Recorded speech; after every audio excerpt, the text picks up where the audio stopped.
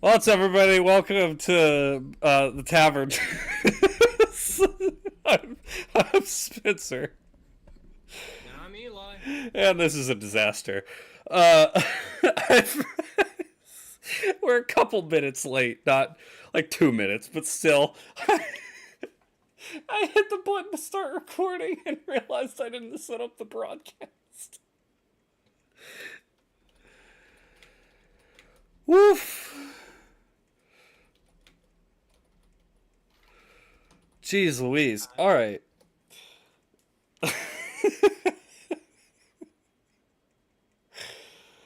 Awesome. So, since we're actually live now and, not I literally hit the button and it pops up. It's like, there used to be a broadcast for us to, live stream. I was like, oh, whoops. Okay, so first off on the agenda, we're going to talk about metas in video games. Not just multiplayer games, but there's meta in. What's there's up, meta in cheese? everything. Oh, you're watching Trigun? Oh, like the OG Trigun or the newer one? Because I have both saved on my list to watch. Um. Anyway, yeah. So, if you, good grief, I'm a mess. If you play games, I should say multiplayer games, because typically there's not a meta in single player games. It's not as common. It can still happen, but you know, uh, but a meta is essentially what is good, basically. If you're talking about a MOBA like League of Legends, what characters are good? If you're talking about Call of Duty, it's what guns are good. That's what the meta is. And there's a problem with most games metas, in that they're not fun. Yeah, I mean, they plain and balance simple. things wrong. Yeah, exactly. They either see what frustrates me is whenever it's a like single player experience and something is like a weapon is really good and they go, oh no, we can't allow that in a single player game, and they just nerf a weapon into Oblivion. unusability. But in multiplayer games too, because it gets frustrating where they're constantly updating and changing things. Um, like in League, we'll use League as an example because I don't play a whole ton of multiplayer games, and League is probably the one with the most variance in in meta shifts. Uh, so you'll log on one patch and it'll be like this one character is absolutely broken, like unplayable, broken. Well, not unplayable. Basically, you can't play against the character because they're so good that nothing can be done about it. And like I'll mention, this is a few years ago now when we used to play League a lot. Hecarim. There was a meta where Hecarim was busted, and you would see him either in or banned in like 95% of games. Uh, and that became so frustrating because it was like, I either have to pick Hecarim immediately or I have to ban him immediately. And it just like it got so it's so exhausting to deal with Hecarim if you didn't get him on your team. And then one patch later, he was completely unplayable.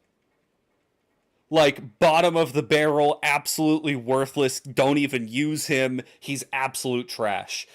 And that's the problem with metas is they never can find a sweet spot. They either have them way way overtuned, or they throw them into the dumpster. Yeah.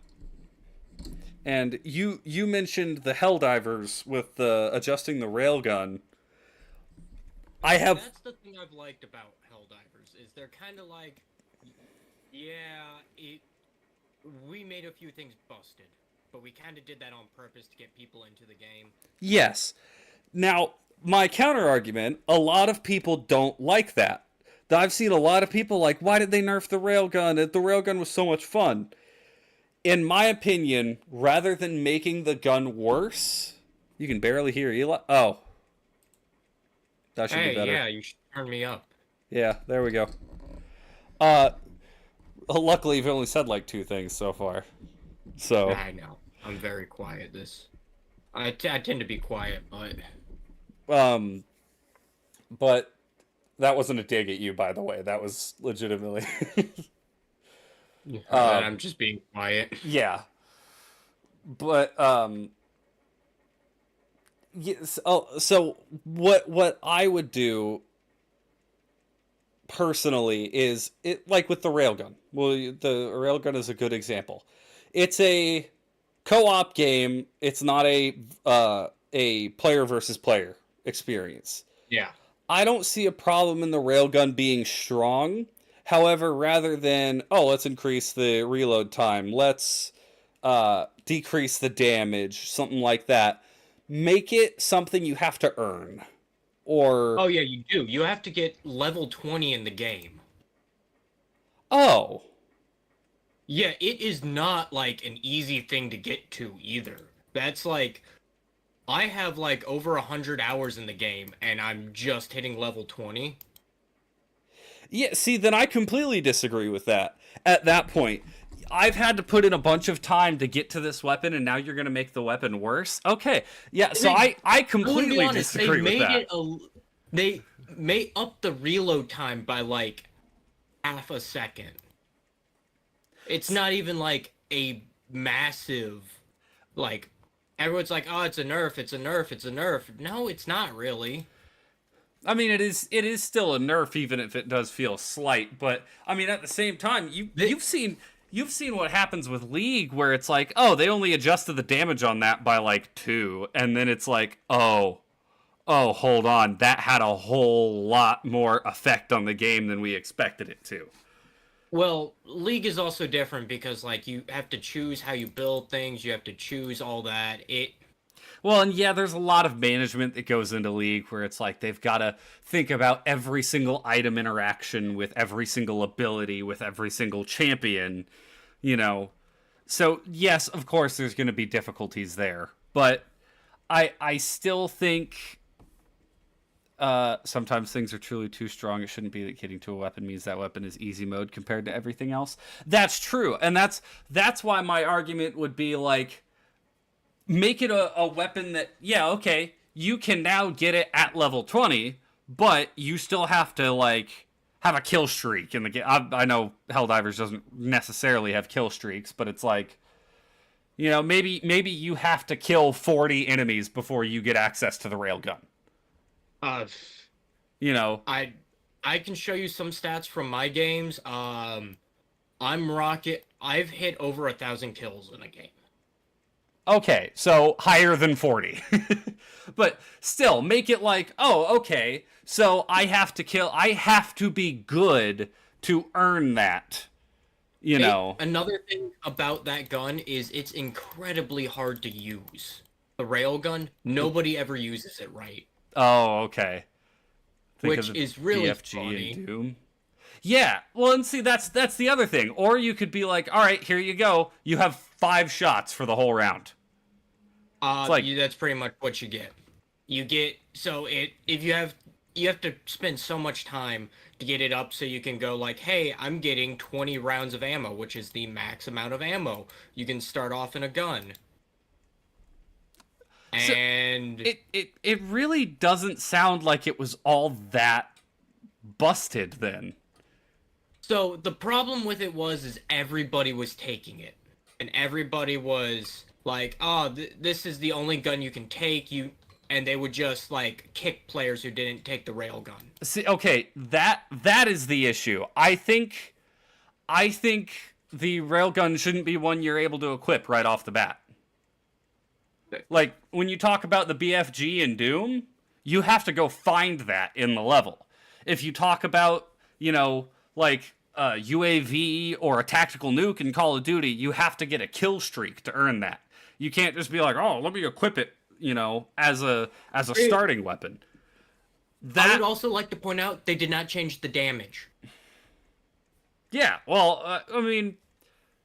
They did not change the damage at all. They just muffled the noise it made. And everybody was like, the game, you can't use it anymore. It's like... Well, okay, yes, guys. I expect that from the community. Because that's what always said. I mean, even... I know you remember... They didn't change the damage. They kept everything the exact same. The only difference is it doesn't sound like you're firing a mortar anymore. It sounds like you're... It sounds like you're just... Instead of a thump, it's a thump. That is absolutely correct, group. The Norfleet in Borderlands 2, the most busted rocket launcher. Wait, okay. Yes, the Norfleet was the busted one, right? I know there was one really, really busted rocket launcher and one that just absolutely sucked dog chunks. Like, I mixed like 3 idioms there, but who cares? You idiom mixer. Yeah, okay, the Norfleet was the busted one. Yeah, exactly. But, I mean, yeah, dude, do you remember when we were playing League, when Tristana was in the meta? And then... I guess the more pressing example would be Aphelios. Aphelios was hardcore broken, and then they nerfed him. And the nerf was rough, yes. He wasn't broken anymore, but he wasn't unusable. You just had to actually be good with him. And if you were good with him, I mean, you saw me use him after the nerf, and I was still, doing really well. Because I got good with him. But everybody was like, oh, Aphelios sucks now, he's worthless. I expect that response from a community. When something's not as broken as they thought it would be. Or I mean, yeah, something as subtle as a sound effect causing people... Because I've gone and tested all of this stuff, and it does not change the damage. They're like, it doesn't penetrate as much armor. It's like, yes, it does. That's absolutely right, group. People problems. 100%. I do think so knowing that people were like kicking other people from their games for not taking the railguns, I can understand why the developers did what they did. It's even funnier because I never ran the railgun, never got kicked once, but I would constantly like go into these games and just be like on the top of the leaderboard because I was just like actually because I have so much first-person shooter experience. Right. And I made people look bad when it's like, oh yeah, we're just trying to like go here, do this, and it's like, okay, cool, I am doing the same exact thing, just better. Right. Well, and I think metas are not as significant. Okay, I can't make a blanket statement like that because I've never played Call of Duty, so I don't know how significant metas are in Call of Duty. But even in Halo, like, aside from in Infinite when the sidekick was super overtuned, and then when the Mangler got nerfed into oblivion, there's really not that same variance in first-person shooter where it's like, good sucks. You know, that's your favorite thing to do. What meta beats everyone with bad weapon? Yeah, absolutely. Dude, that's what I loved so much about playing Aphelios. I know you can recall at least one or two games where I played Aphelios and the other two were like, oh, you picked Aphelios, he's trash, I'm gonna smash you. And then I absolutely destroy them. Like, I wipe the floor with them, win lane, and they're like, this is BS, he's actually still broken. Like... Yeah, no, like, I've played a lot of Helldivers too, just because I got into the game and went, this game is kind of fun. See, I'm going to continue to play it. right. Group Overwatch is good about that. Overwatch, the whole hero roster is viable in Overwatch. It's just what your playstyle is. Even when they make balance changes. And that Blizzard does do a good job with that. They have had their issues. That's the understatement of the century. They have a lot of issues.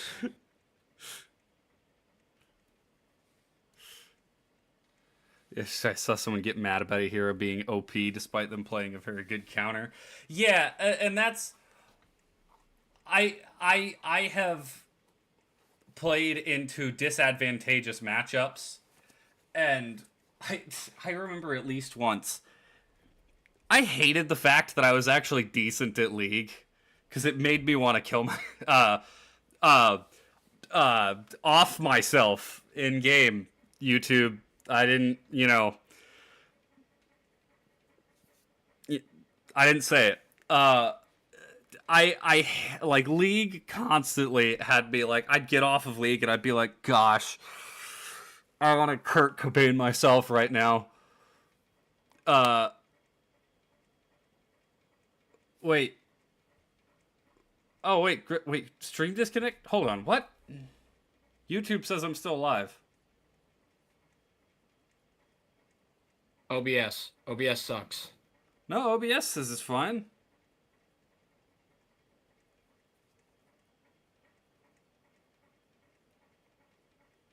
I found my stream.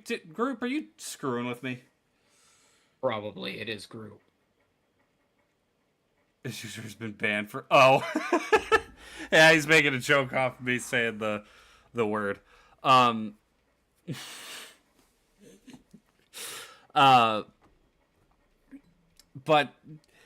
yeah, I got so sick of League because of the people where it'd be like, how are you beating me? I'm playing a counter to you. And I'm like, I know you're playing a counter to me, and so I changed the way I play. Yeah. Like, it's that simple. It's not a blanket thing where you're always going to win if you pick that character. And then the people who would pick the meta character and then, lose, and they're like, but this character's in the meta, why can't I... Blah, blah, blah? Like... That's the League. The worst thing about League is the community. Yeah, honest community, kind of like I don't know, a good community. I mean, there are good game communities. Like Minecraft doesn't have too bad of a community. Aside from the fact that it's populated heavily with children. Which, okay. Oh, Undertale's community is terrible. Undertale, it's not video games, but My Hero's community is awful.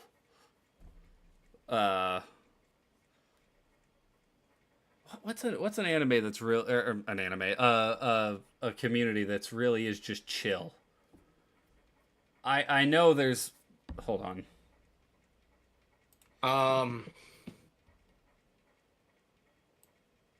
I mean, I would say Avatar: The Last Airbender community, but that kind of Hollow Knight went up. Hollow Knight community, absolutely.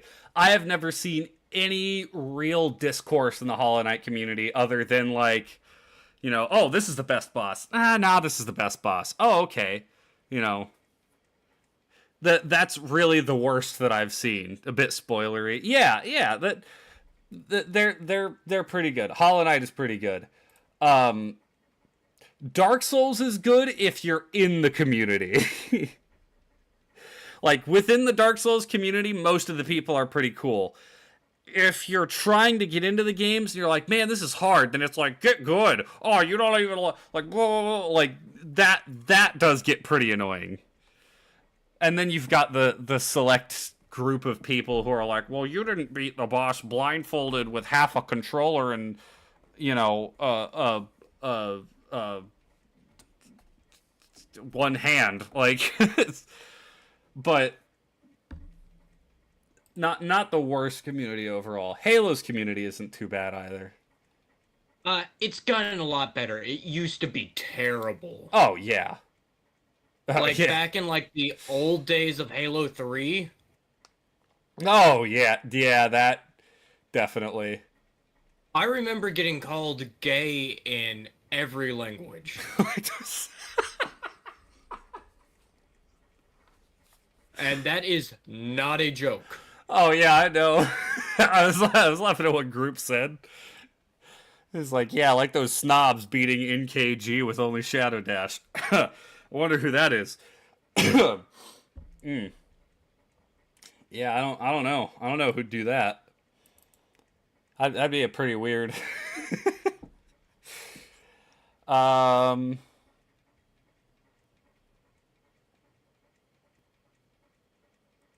trying to think.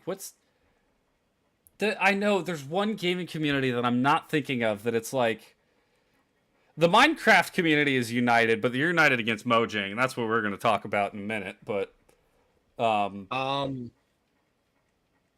trying to think because there are a few like okay, I would say the Sims community, but that is a very see that's what I was going to say, like Portal, but Portal's pretty small at this point. I mean, a lot of people like Portal, but I'm trying to think of an active gaming community, not one of a game that's like 10 years old and or you know hasn't had an entry in the franchise in half a decade. Oh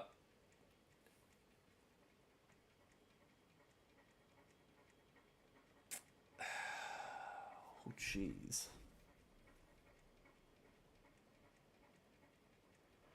I want to say the Legend of Zelda community, but no, they're the Legend of Zelda community is weird because they're not necessarily bad, but they're very loud. They are very loud, yes. And it's always like my favorite game is the best game. No, my favorite game is the best game. That's what goes on a lot with Legend of Zelda. Yeah. Overwatch is getting better but actually mainly because we're sick of the Blizzard BS. Yeah, and that's pretty much what's going on with Minecraft. The Minecraft community is like Mario community. Yes, that's true. Pokemon community is pretty good too. But the issue with the Nintendo community as a whole is there's quite a lot of Nintendo fanboys who are like, Nintendo is the best at everything, and it can do no wrong. And it's like, okay, that gets a little annoying. You know, because they're willing to defend Nintendo, like they'll bow down to their child Nintendo game creating master overlord, even when Nintendo does something that's objectively unacceptable. Like when Nintendo was striking any creator who had any music from a Nintendo game in one of their videos. Like, yeah, you can't defend that. That's ridiculous.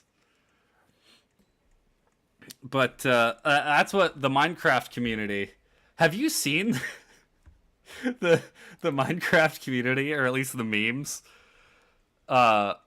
Oh yes, that they all want to fight Mojang. Oh my gosh, dude! It's like a full-on revolution. It's incredible.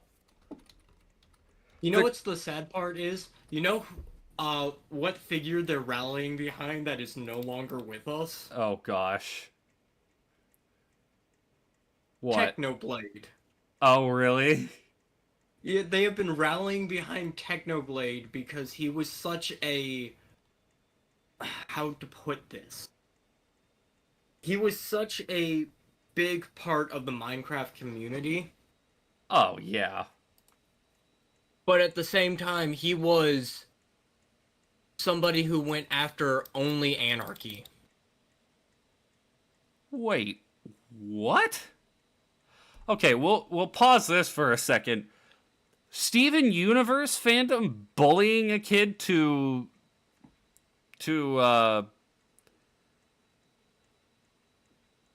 uh attempt I insert word here shut down, unplug, whatever word you want to use. When did that happen? I knew that the Steven, the worst accusation I could ever levy against the self delete control Z. The worst I ever heard accused of the Steven Universe fandom is being cringe. That's about about the extent I'd ever seen of that. When did they? Oh man, that feels like a whole rabbit hole.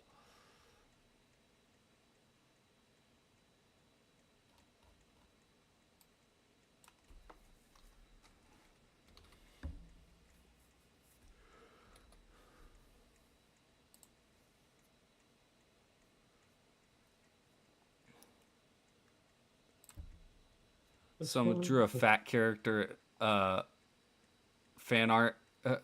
Drew a fat character as fan art being thin, and she got. Oh man, you know what? Actually, I might have seen that. I feel like I recall that happening. I was like, that is ridiculous. That's insane. I don't understand people. If you Google it, it should pop up. I don't know the real details. Yeah, I'll do that in a second after we talk about the Minecraft thing. We're gonna pop up a couple of these pictures because they're full on creating propaganda posters. United we bargain, divided we beg. Let's see. Where's the? They're like straight up anti-government propaganda posters, but directed at Minecraft. All or none, not just one. Boycott the mob vote. We must not fight one another. This is the enemy.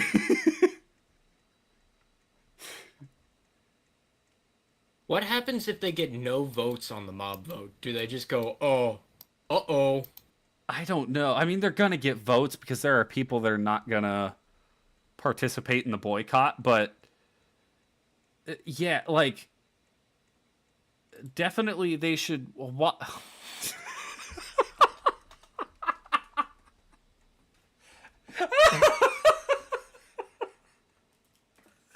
Oh, Google, why? Oh gosh, I'm to look these up. I looked up Minecraft propaganda poster, and I got a freaking free Edgar 2013. No way in, no way out. That's old. Yeah. Oh man. Jeez. Oh, yep. Here we go. There's a couple more of them. The Creeper Revolution is now. F Mojang, revolt against the mob vote. Why settle for less when we could have all boycott the vote? This is for, by the way, an armadillo, a crab, and a penguin. Those are the three mobs in the mob vote, which absolutely, I agree with all of this because the amount of effort to add all three of those to the game, especially for a company like Mojang, is infinitesimal. Like it would take them a day at most. But they've got to be like, oh, you guys got to pick because we're too lazy to make all three. Being Yeah. casual MC enjoyer feels like you're the higher class avoiding draft, watching the peasants go to war for your betterment.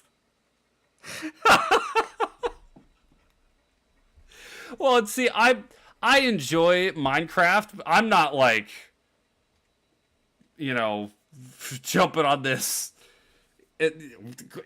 frankly insane train. It's wild. But I mean, I agree with the sentiment because Mojang frankly has not lived up to the billing for Minecraft these last few updates. Even if you enjoy the update, want to know the silliest thing about this? A main complaint is that people want all the functions, but every single functionality has always made it into MC in a different form. Yeah. Well, and it's like, the thing about Mojang is someone will make a mod, and the mod will be really good. And it's like, oh, that's a great mod. I wish this was in normal Minecraft. And then 3 years down the line, Mojang will go, oh, that's a pretty cool idea. And then copy it and do it worse. Yeah. Like, it doesn't make sense, man. If you just did it right the first time, we wouldn't be in this mess. Well, and if you didn't, like, I don't know if they're conning Microsoft, which, you know, I don't like Microsoft, so if they are, I can at least somewhat appreciate that. But it's like, they release the update and they're like, all right, cool, what do we want to add to this next update? Yeah, let's add mountains and a goat and this new mechanic. Oh, okay. When should we have that done by? Oh, like 2 hours from now? All right, cool. When do you want to schedule this next update? When do you want to schedule the release for it? Year and a half. And they just sit around for the next year and a half acting like they're doing real work. You know, it's like, oh, yep. Coming good, boss. Here, you want to see a little preview of it? And they like intentionally delete some code and be like, yeah, check it out. Check out how it's coming along. Oh, yeah, that looks pretty good. And then the boss has no idea how game design works. So it's like, yep, get back to it, Code Monkey. Like, on the other hand, they're right. On the one hand, they're right, and the other, this is not a subscription game. Every update is free DLC. Bought this game for $15 to $20 years ago, and it was easily tripled in content since. That is true. I think the frustration is like, for as big of a company as they are, and as infrequent as updates are, they really should be adding more to each update. I don't expect them to you know, like, there are some people that are like, they should add this and this and that. And you know what? Minecraft doesn't need, like, Tekkit. The Tekkit mod pack, that needs to stay in the Tekkit mod pack. I don't think you should be involving actual machinery and, like, factory building and stuff in base Minecraft. That, I understand. Leave it to the mods. You know what? Adding this whole expansive, you know, level up system with different classes and everything, yeah, leave that to a mod pack. But fans want you to add 3 mobs, just add the 3 mobs. It's not that hard. Like, so I kind of go back and forth on it. As a developer, I understand sometimes people can demand a little bit too much.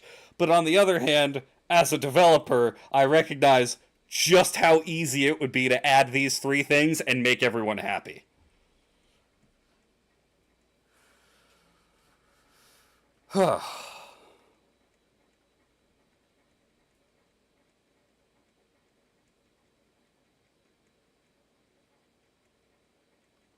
So, yeah. I'm going to be honest with you, man. I don't. None of this really matters to me. I don't play Minecraft that often enough to be like, oh, this is what it should be. But at the same time, I'm very much like, I I don't like big gaming companies, especially since AAA companies have taken the cake this past year with everything they're able to do compared to these big game companies, and Oh, it's like right. Yeah, well, and like that's exactly like AAA companies would not have to work that hard to make people happy, and yet they still can't manage to do the bare minimum. Like Mojang isn't even the worst. Mojang at least runs a stable game. Uh, you like the theme right now of hey, let's release a game in an absolutely garbage state, charge $70 for it, and then take a year and a half to actually fix the game and give people what they were promised. That is, I hate that trend. That trend sucks. At the very least, you can give Mojang the credit of when they put out an update, the update works. Like the game's not broken for a week after the update because they didn't think things through, and like they put out the update works, boom, done. You know. So at the very least, Mojang isn't one of the primary offenders of that, but yeah, like you said, there's a lot of crap going on with the AAA industry. and it makes no sense because like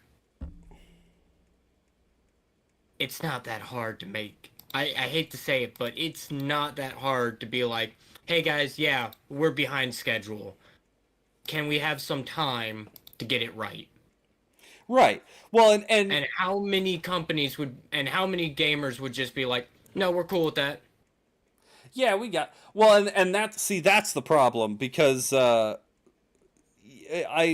don't know if you've watched any of Matt Coville's um non I can't say non D&D stuff because pretty much most of his stuff is D&D, but he has had at least one or two videos talking about more so game development than D&D. Oh, I watch all of them. I Okay. love what Matt Coville does. Yeah, so like when he talks about how the suits, the corporate guys who don't really understand the process of making video games get their grubby hands in it, they want things to be done faster than they can really be done. So you get where a AAA company is like, "Yep, we're going to have this game released by next year." And all the developers are like, "We haven't even started on this game yet. We aren't even at step 0. There's literally been nothing done for this game and you expect us to release it by next year?" Yeah. It's not going to be good. Okay. Are people going to pay money for it? Yeah, probably, but they're not going to be too happy. Oh, well, they're going to pay money Even for it, better. so it's lining my pocket, so I don't care. Yeah. The, I yes, group, that is exactly that. The every release since Black Ops 3, the higher ups have come in essentially last minute and demanded them to change course to turn it into a more hype project. So new CODs have all been games in development for 2.5 years that had to be jerry rigged in 6 months to be completely different. That is absolutely what I'm talking about, and it's so frustrating.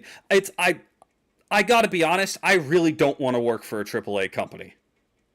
oh no. Like I would I I I I don't want I to would put not myself be through on your that. side if you did that.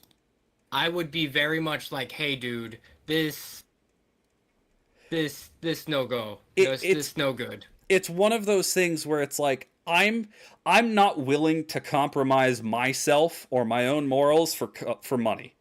So like I'm not going to come on here and, you know, do something like do public pranks and, stuff like that to get attention. I'm not going uh to like do an OnlyFans because I don't think that's right. So I don't do it. And I refuse to do that for money. I will not work for a AAA game developer because not only is it soul sucking, but I don't like the way the AAA industry works. I think they abuse their developers, and I think even when they are treating their developers properly, there's still so much wrong with the way things are run. Yeah. And so like I'm not going to compromise myself like that. I will go search for a team of smaller developers and be like, "Hey, do you guys have any room?" Like I would much prefer that. Hey, let's make a passion project. Let's make something that's fun. Put out a game that's like $30 and maybe 1,000 people buy the game and it's like cool. We Look at had Stardew Valley. Stardew Valley was made by one man, and it's one of the biggest games of all time. Gosh, that's Yeah. the dream. Look at Terraria. Even though Terraria has a much smaller following than Made by Stardew, it one was made guy. by Look at well, Minecraft, like we were just talking about. Dude, Notch got $2 billion from making a game he had fun with.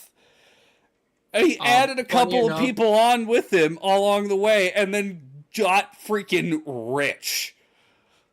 Like, funny enough, the guy who makes Terraria, because the way he had to set up the company, he could not,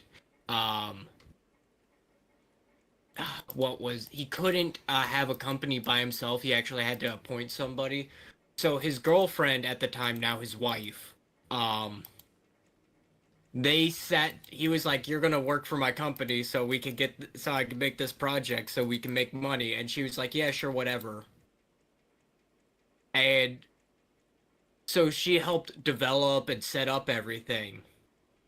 And to this day, he finds it so funny that she likes Stardew Valley more than she likes his game. yeah, that is funny. And it's like, you know what? I don't need $2 billion.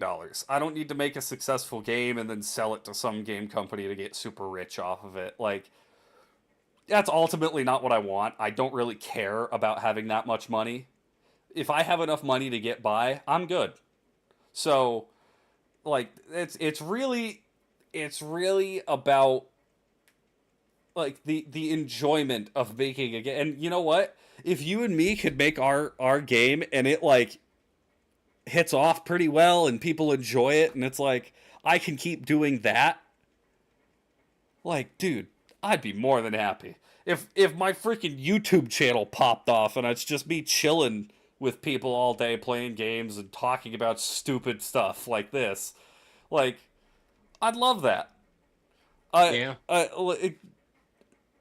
Screw the ring proposed to me with our shared company profits.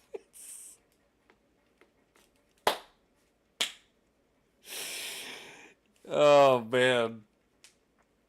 But yeah, that's I don't like the way the place AAA gaming is in right now. And we can kind of roll this into our criticism not welcome point. My thought with that, so I saved the tweet. I saved the tweet because it was notable to me. I read it and was immediately like, that's pretty dumb. Hold on. So it was specifically in relation to Minecraft. Minecraft does an April Fool's update yearly.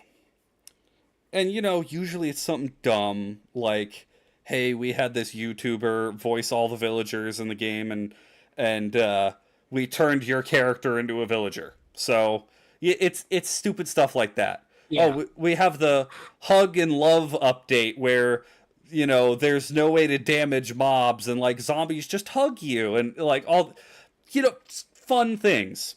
Well, for the April Fool's update this year, they added a block that can create moving ships, like redstone ships without the redstone. They added an extra dimension, a whole mechanic of like Spider-Man mechanic and everything, and it's like they added all that into an April Fool's update, but they can't put that same effort into a normal update. Yep. This guy retweets this thing and says, "Love when people think the most gimmicky feature in an April Fool's snap should be in vanilla. If you actually played the snap for more than 2 microseconds, you would know that a mechanic like this would not mesh with any current MC mechanics at all." Okay, you know what? Not incorrect. However, at the same time, I don't know how to do redstone. because I've never sat down and learned it. So I don't know how to make one of those redstone flying machines in Minecraft. And honestly, I really don't care to, because that's not why I play Minecraft. It'd be cool to be able to make one of those. But you know what else would be cool? Something like the airships mod, where I can plop down a wheel and make a ship that flies around. That'd be cool. It'd be a lot easier. But there's this, like, oh, well, you're not willing to sink hours into learning a mechanic of this game? Pfft, you're a loser. And it's the same, like, the Dark Souls community is guilty of this, where it's like, man, this boss is really difficult, and it's just like, this move doesn't make much sense. I talked about it last week with Melania. Pfft, well, dude, you haven't spent 5 hours learning how to dodge this one move? Get good, loser. It's like, okay, you need to have respect for people's time and understand that, like, you know what? What about a guy who's, like, in his mid-30s, he's got a kid, he's got a wife, he's got work, he gets home from his job, he just wants to sit down and play Call of Duty for a little bit, and then the second he opens up Call of Duty, he has to play against some, 27-year-old dude who lives in his mom's basement, hasn't worked a job in his life, and does nothing but play Call of Duty all day, and it's like, get good, loser, you suck. It's like, this is really funny because my brother has a friend who had his first and only kid I think it was right before Halo 2 came out. mm-hmm. And I don't know if you know anything about kids or like small children. You might. But small children go through this phase where they don't sleep very well at night. Especially like newborns, like they have to get into a sleeping pattern. Right. So they'll be up at like weird times. So like the parents have to be up and be with the baby. Well, he figured out the best thing for him to do because Halo 2 dropped. He would sit there, he would hold her in his arms and play Halo 2 and just talk for hours on hours. And then he would get her to sleep. He would check the time, and he said it was always like 4:30 in the morning, and he worked construction. So he's like, I just went and took a shower, went to work, came home, passed out, got up with her the next night. Yeah. And all he did, that was the only thing he could do to kill the time because there wasn't a lot of good games out at the time in his mind. So that's all he did. He just sat there on the OG Xbox and played. Right. So and now he booted up Halo 5, Halo Infinite, and was like, I can't even play this. My brain hurts. So, group, my counter argument to that would be make the flying machine attainable in a different way than Redstone, where, you know what? If somebody wants to sit down and learn Redstone, they can do that. Or have an item that's like, okay, well, I have to grind my way up to this. Like, I have to kill a special boss. In the Undercity. And what? Put it in the Undercity, the Deep Dark City. You see, Deep Dark, add a boss to kill to earn that. Like, and even that, like, I'm not necessarily saying, oh yeah, we need to add airships to Minecraft, because like I said, I really don't care about the redstone. Like, when I play Minecraft, I build a cool house. Other people build a redstone machine.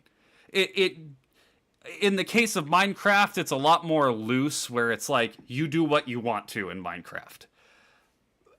There's certain other things like we mentioned when we were talking about metas, and we talked when we were texting about it earlier. It was like, don't base a meta around the pro scene. Because it's like, yeah, if I play, okay, I can't use League as an example because they actually do something right with League and separate the pro scene from, like, it's a different patch for the pro scene than for the general community. So I can't mention League for that one because League actually does it right. But I believe it's Call of Duty that has this issue where it's like, for Call of Duty, they base how they patch things uh I just lost my train of thought. My brain just They died. based how. So I have a better one for that. Yeah, Magic the please. Gathering. Okay. Magic the Gathering will look at like all the decks played in like say the top 100 players. Well, the top 10 players, and they will ban cards based on that. So like, hey, we're getting an overabundance of Oko, so we're gonna ban Oko. Right. But at the same time, it's like cool. All of these like home games that are like, oh man, this is the funniest thing. This is the best example of it. I went to a tournament, a Magic the Gathering tournament. I was, and funny enough, it was the day after the Oko banning. Mm-hmm. So I had built around the idea that they're not going to ban Oko. So I need to build a deck that deals with Oko. Because it was very clear that they were like, we don't want to mess with anything. And so I was like, okay, they're not going to ban Oko, so what do I need to do? I need to build a deck around it. So I had ways of beating Oko. And then all of a sudden they banned Oko the day before, everyone went and changed their decks, and now I was stuck in this limbo of like, I can't win a game because I didn't play around the fact that they might not ban Oko. Well, that they might ban Oko because I was like, no, he's a fair card. I said that at the tournament. I was like, I don't understand why everyone's having a problem with it. It is the most fair card I have seen in a long time. And somebody was like, what do you mean it's the most fair card? I'm like, it gives you a target that you have to pay attention to. Right. Well, so group, my argument with it would be is add another avenue to reach that goal for somebody who doesn't want to sit down and learn Redstone. It's like, you know what? If somebody wants to sit down and watch a tutorial on Redstone to build one of those flying machines, or if they want to sit there themselves and, just screw around until they get it to work, add an alternative where it doesn't have to necessarily be easier. Like, you know what? You can even make the method for actually getting the item that does it more difficult than just getting redstone and slime blocks. But once you actually get the item, you've done the work. Where it's like, you've got to collect the redstone and then you still have to build the thing.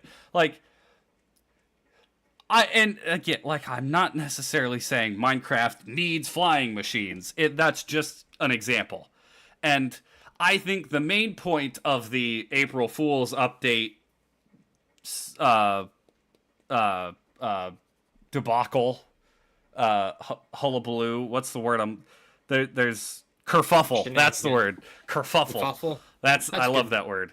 I think the main thing is like, why did Mojang put all this effort into a joke update and not that much effort into a normal update? Like, I think that's what people want. There were some people that are like, oh, they should just add the stuff from the April Fool. It's like, okay, don't do that. It was a joke update for a reason. But yeah, you know what? If you can put the effort into the joke update, why not put the effort into the real update? But, there are plenty of other examples of, hey, I don't really like this thing in this game. Well, you're an asshole and you suck and just blah, blah, blah, blah. Like, good grief. Yeah, it was like I loved playing with the group in Helldivers because they hated when I would use certain guns because oh that's not meta. It's not gonna work right. And then I would just trounce the game because I was like, well, I know what I'm doing. I've been playing first person shooters since the majority of you were kids. Right. Because this was the funniest part to me is Not like meta. You should have met a woman. the funniest part to all of this to me is that when I'm the old man playing video games now. Yeah, the old man in his mid-20s. Yeah, and because like not a lot of people who play video games are young, they're like super young now. Yeah. And like what do I do in that? Because like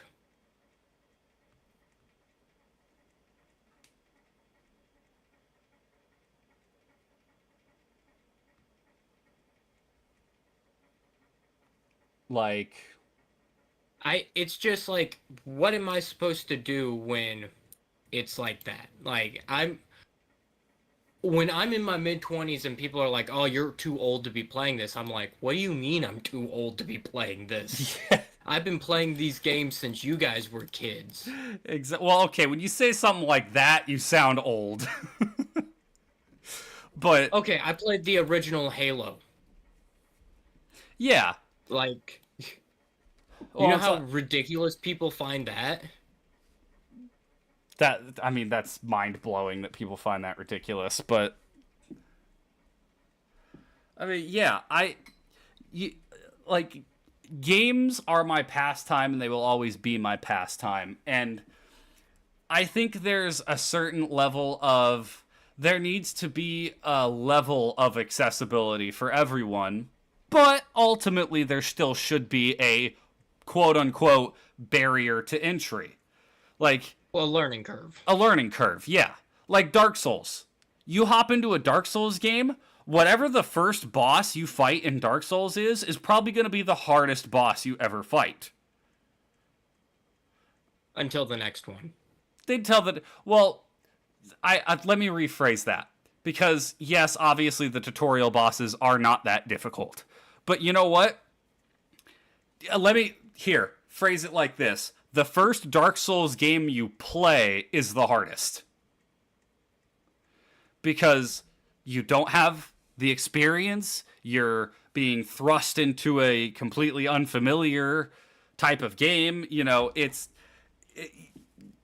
don't have anything to draw off of. So it is a completely new thing you're being thrown into. After that, every other game you play in the series, you at least have the experience of the other games. Even if there's different mechanics, even if the game feels different, there's new bosses, so it's not the exact same. You at least have that to draw off of. Now, people complain that Dark Souls is too hard. I disagree, because I went from the guy who could barely scrape through Dark Souls 2 to the guy who beat Dark Souls 3 at soul level 1. I got there. I got better at the games.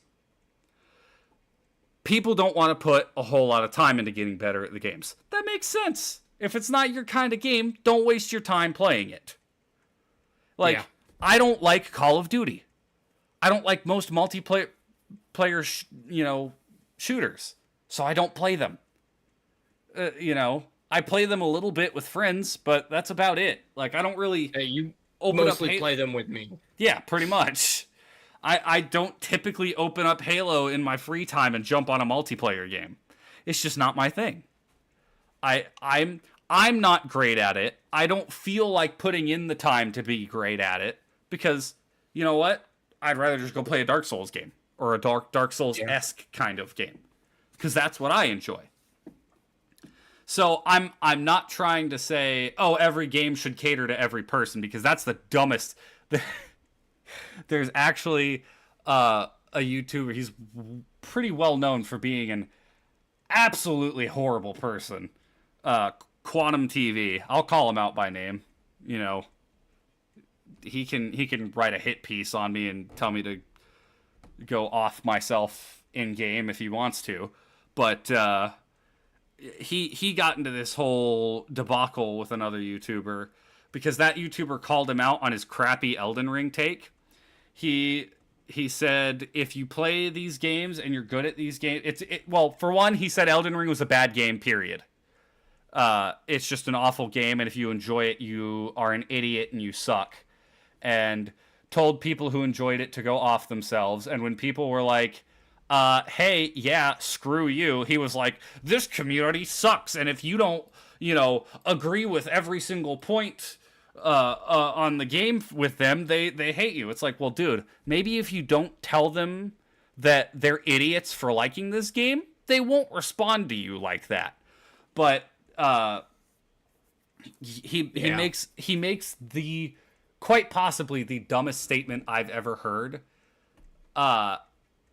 If a game is not for everyone, it shouldn't be made. That is a lie. Yeah, that is quite possibly the most idiotic take I've ever heard in the gaming sphere.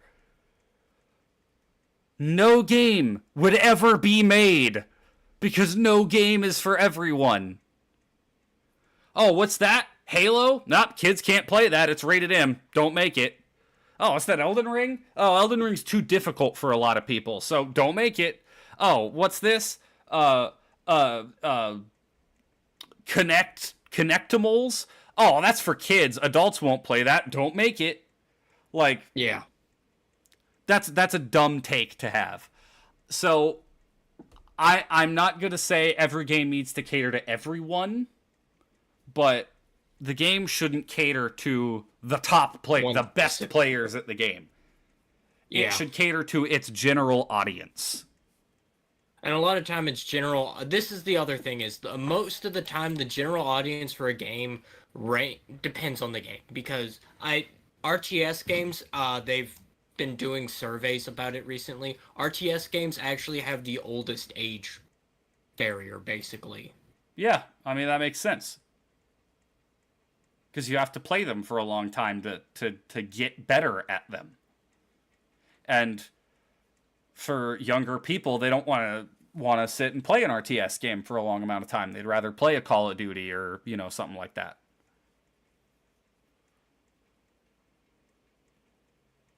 It's the same with RPGs, I'm sure. Like, long-winded RPGs that have even relatively complex mechanics. Yeah. People don't want to sink that much time into an RPG. Which, it's understandable. You play what you enjoy. Yeah. I have... When people tell me, like, when you told me, oh, I don't really care for Halo, I was like, yeah, I understand. See, I enjoy the Halo campaigns. The Halo campaigns are fun.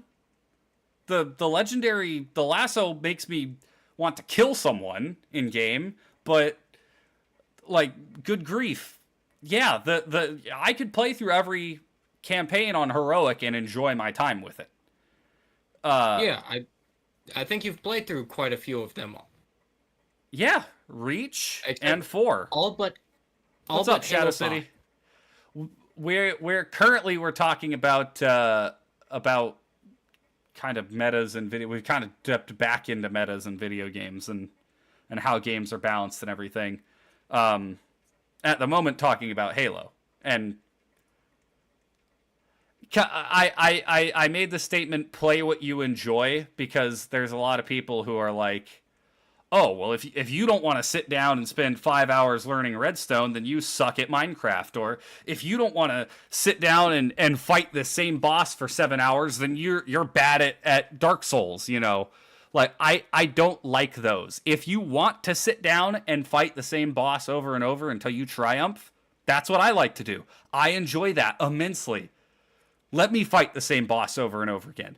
You know what? Let's not just stop it at that. I don't just want to fight the same boss until I beat him once. I want to fight the same boss until I can beat him on every playthrough I do. I want to become a master at this. People will crap on you for not using the meta. We were talking about that earlier. We've kind of left the multiplayer meta, and we're more so looking at like the game developer's perspective of it. Like, don't cater to the upper echelon of your players, like the top skill. Like, Yeah. like if you're talking about Dark Souls, don't make every weapon suck and make the broken sword the best weapon because there's some tryhards who want to use the broken sword to beat the game. Oh, you passed out. You're good, group. Yeah, if you need to go to bed, go to bed. Don't stick around getting exhausted. But yeah, ultimately it boils down to play what you enjoy.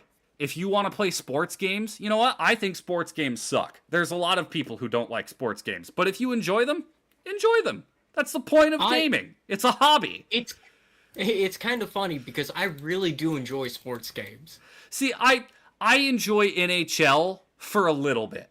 I don't enjoy it. Madden I just don't like. I do like the older sports games, like the college football game from 2014. That is an absolute jam. Play what you enjoy unless it's with yourself, so said the Lord.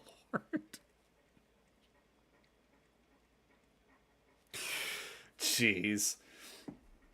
But I get sick of this, like, hey guys, I didn't like this game. Well, then you're an asshole and I don't like you and you suck. Like, okay, calm down. It's not that big a deal. Like, I've said that I don't like multiplayer games, and people are like, well, then why do you talk about multiplayer? Why do you have to tell everybody you don't like multiplayer games? Because you freaking asked me. And I said, they're not my thing. And you're like, well, why aren't they your thing? Multiplayer games are great. Yeah, for you. You enjoy them. I don't. I don't even enjoy the multiplayer aspect of my favorite games. Like the Dark Souls games, you know what? Summoning people, that can be fun. I typically don't do it because I like to beat the boss on my own merits, but the invaders just get on my nerves in Dark Souls. Because that's not what I'm here for. It's just like when I play Halo. I'll play through the Halo campaigns. I have enjoyed all the Halo campaigns. Even as rocky as Halo 4 was, I still overall enjoyed it. Symptom of the underlying issue on the internet that opinion are not allowed to have subtlety anymore. Exactly. Like, you know what? We're talking about criticism. This gets out of video games a little bit and more into YouTube drama. There's a recent thing between two YouTubers, one named Illymation and one named Think Before You Sleep, where she made a video called The Perks of Being the Fat Kid, which she was basically just talking about her weight issues. And it's like, okay. But she did say a lot of incorrect things and stated them as facts. So this other YouTuber, Think Before You Sleep, makes a video. He doesn't insult her. He's not like, yeah, you're ugly, or you shouldn't be so, like, you're whatever. Like, he doesn't actually, he doesn't insult her. He gives her constructive criticism. As he phrased it, he said his YouTube channel is supposed to be the mirror for other people to see the flaws in themselves. Because it's easy for people to point out flaws in other people, but not easy for them to look in and see the flaws of their own. So he uses it as a mirror to say, hey, here are the problems. One of the main problems he highlighted is like, you're not actually overweight. Your fashion is what's causing the problem. If you changed your fashion a little bit and you did that. She immediately turns around and starts a mass flagging campaign and tries to get his channel removed. She tries to deplatform him over some light criticism. Like, I've seen people have less of a reaction to much worse. And it's like, you gotta chill out a little bit. You know what? If you didn't like what he said, ignore it. Yeah. Just completely ignore it. A correction of facts is not an attack on opinion. Exactly. And like, because she makes the statement that a carrot and a chocolate bar are just as healthy as one another. I don't care what realm you're from. That is wrong. That is just outright incorrect. You know what? There's nothing wrong with having a chocolate bar. I do think there's an over exaggeration of how bad that stuff is for you. No, you shouldn't be eating it all the time. But okay, so this is a thing that I've seen a lot. Because I've paid attention to like actors, and when they do their like, oh, I need to gain X amount of weight for this, because Henry Cavill talks about it. Mm-hmm. And he brings up him, Jason Momoa, they both talk about it, and they're like, you don't understand, when we have to like put on a massive amount of weight, we're drinking like a case of beer a day. Oh yeah. Do you know? Because it has so much freaking carbs in it that it just it does so much work for them. Well, and dude, there's been people who have subsisted solely off of McDonald's and lost weight. Yeah. So, you know, that's another thing. The fitness influence industry is a whole nother, like, good grief. It's a lie. It's all a lie. It's so much crap. Like, you know what? Have a freaking candy bar. Enjoy a candy bar. You're gonna go insane if you're like, I just have to force feed myself carrots and chicken and broccoli all day. Like, yes, you know what? Have a candy bar every once in a while. As a matter of fact, if you keep yourself under the required calories for you to be in a calorie deficit, you can have a candy bar. The issue with the candy bar is there is as many calories in a candy bar as there is in a chicken and rice meal. Yeah. Like, so this is another thing, like, because each individual person is different. So, too. Like, I have seen this in you because you've been working out a lot. We hang out a lot. Yeah. You've put on a significant amount of weight, muscle mass, and I don't see you eat near as much as I had to eat just to go from 130 to 150. Well, as a matter of fact, I cut a lot right as I started, because after I got hurt, I was sitting on my ass for 9 months, not doing anything. So I gained weight. Like, I don't know if you remember, I was 225 before I finally got back to full strength with my shoulder. And I had a gut like a beer gut, like terrible. And because I remember when I was doing it, I sat down with my personal trainer, and he was like, listen, that's absolutely I've seen guys true, group. What? He said, my nutrition expert literally says that a big key to losing weight is not giving up every food that gives you joy. That's true, because if you give up every food you like if you're like, oh, I can't eat candy, I can't drink soda, I can't do any of that, you're going to hit the point where you're like, I really want some of that. And then you're going to eat a whole bunch all at once.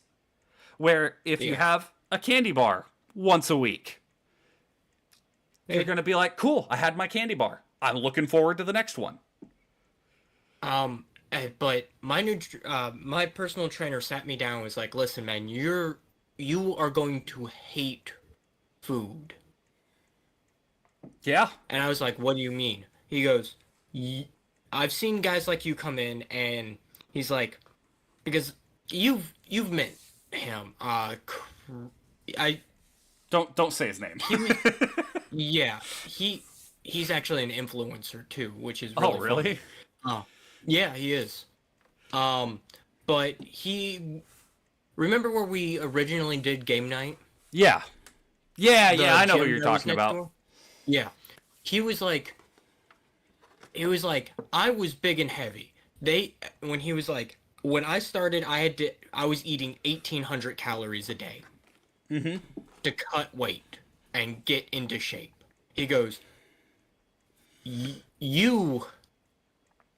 like, I can put you on a thing, but he's like, it's gonna be like 12,000 calories plus. Yeah. And I was like, well, that's not too bad. And he goes, give it a week. I was eating every 4 hours, and it wasn't like, oh, I stop, I have like my little snack. I was eating. It was like a ridiculous amount. Yeah, I know what you're talking about, man. 20 ounces of pasta And that's why I can't do marinara on pasta anymore because I ate it so much. So I had to I was doing like butter, garlic pasta and chicken. And it was like, I think it was like 500 grams of chicken or 500 grams of protein, it was chicken because it was protein, however much protein's in that. And I just had to keep consuming that. And I was like, can I mix it up? He goes, no, that's the best way. And it took almost a year of me doing that to gain 20 pounds. Yeah. And I hated it. See, Like, I would be at work and could not look at what I was making. yeah, see, yeah, group, that is true. Eli has had the opposite problem, where I remember we had one person who was overweight in high school who was upset with you talking about how you struggled to gain weight, and they like went off on you. Like, you're an asshole, you're complaining about something that's not a problem. And it's like, do you not realize how difficult it is to be that underweight? Like, and it's funny enough, to give there's nothing I can do about it. Yeah, because exactly. my metabolism is so high. And I was like, well, and I've talked to doctors, and doctors go, well, two things. You have really high metabolism. Second off, you're doing cardio all day long at your job. You work between 12 and 18 hours where you don't sit down and you're constantly running around a hot kitchen. I was going to say, you're in a hot kitchen. That's because you're sweating so much, so you're going to burn calories that way, too.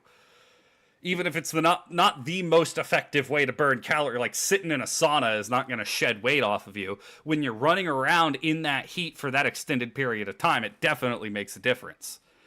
But it's like I brought up, I was like, I love healthy foods. This is so weird because as a like looking like me, everyone's like, you love junk food. I do like junk food, but if you sit down a platter of like veggies in front of me, I would devour that dude, thing. I can destroy a plate of veggies. Veggies, fruit, like hand-baked bread is, I believe it's good for you, but yeah. I go nuts on that stuff.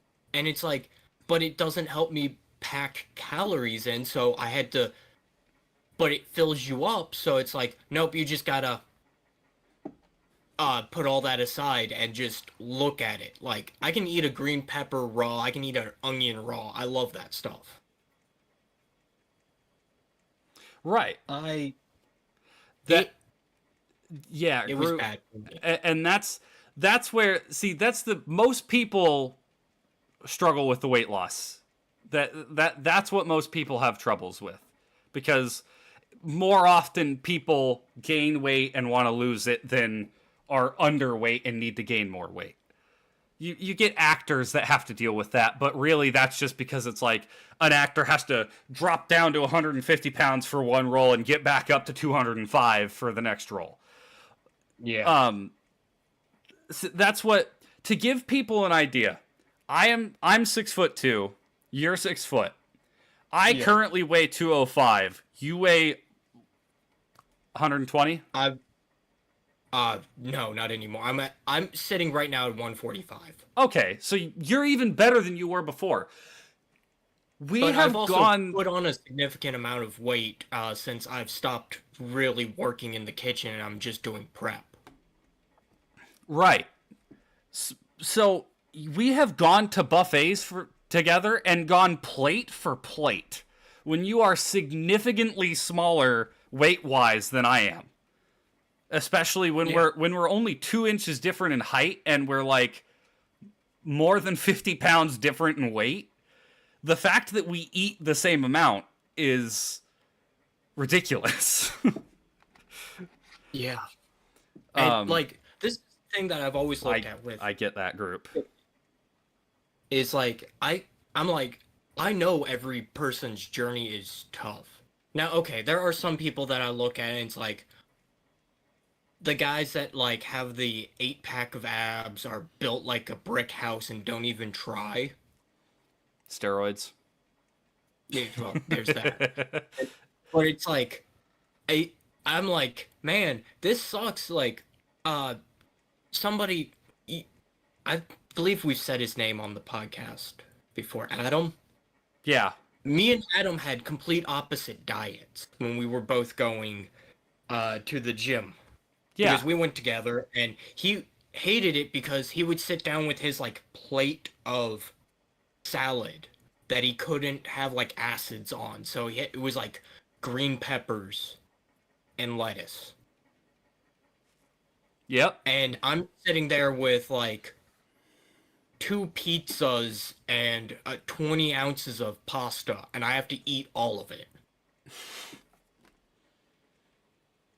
Currently weigh at 120 dang it. I'm bad with the conversion.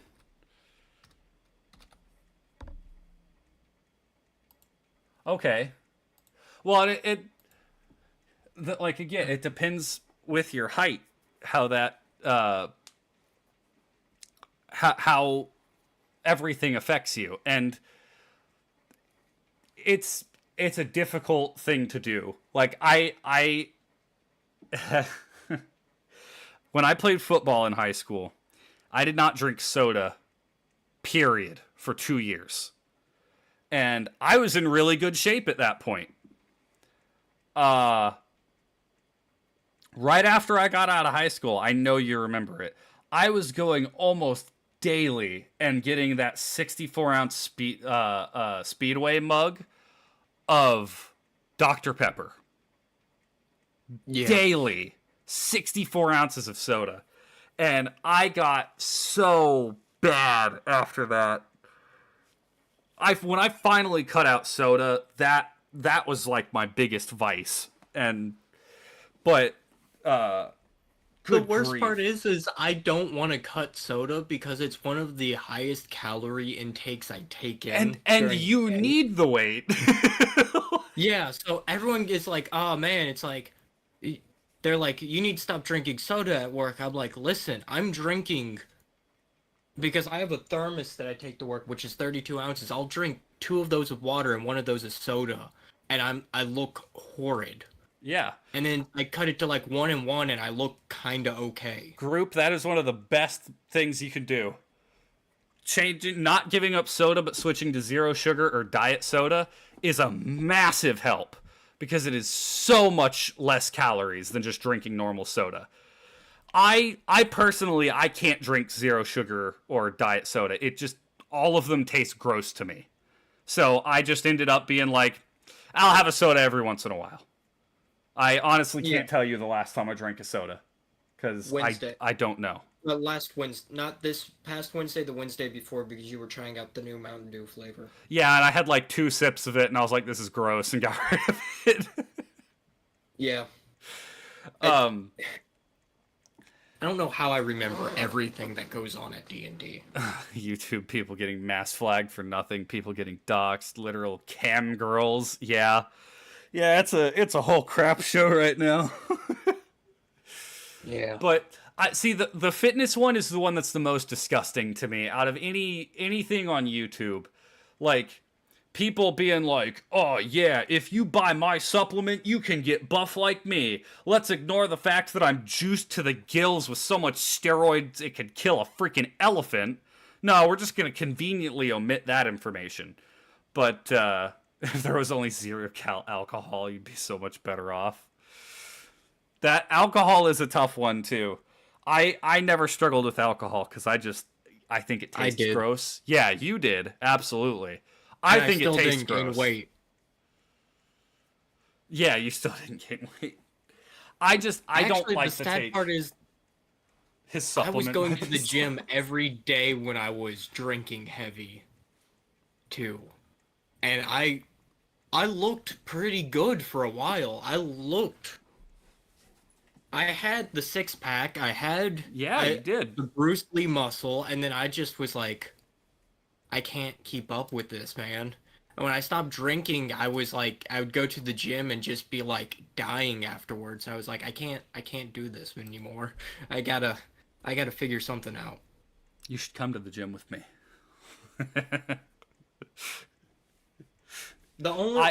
See, I've gotten to the point now that after I've been going to the gym now for 4 months, 5 months, Yeah. I feel bad when I don't go to the gym. Like, if I'm supposed to go to the gym, if it's not a rest day, I feel bad not going to the gym. Drinking with exercise is so bad. Oh yeah, it's terrible for your muscles. It is awful in every possible way. It destroys your recovery, it destroys your sleep, it destroys the actual muscle gain. I really don't drink alcohol very much at all because I've always felt like you remember when we worked there when we worked together at the restaurant, and the owner would be like, "Hey, I got in a new beer. Try it." I'm like, "I'm gonna think it's bad." He's like, "But you gotta try it." And I'd sip it and be like, "Yep, that's gross." He's like, "What do you mean it's gross? It's delicious." I'm like, "I don't like alcohol." The funny thing is, I've had so many beers come through that you would actually enjoy. Like, beers that I've drank and went, okay, this is pretty good. And, like, I hate beer and IPA, but a lot of the times they're not IPAs anymore because they're...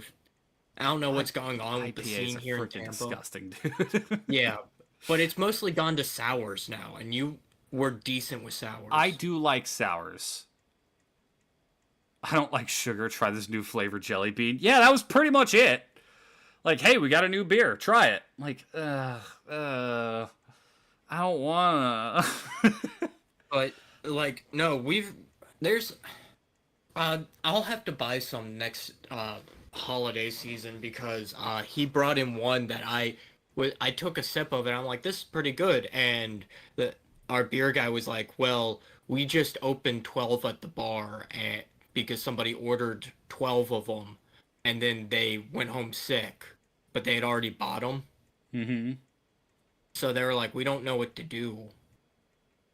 And I was like, I guess I'll take one, and sat out back and drank it. I was like, this is the first beer I've had in a long time, and it's not bad. And all the cooks were out back, and we're all like, this is okay. I think gotta find the name of it. Chug, chug, chug.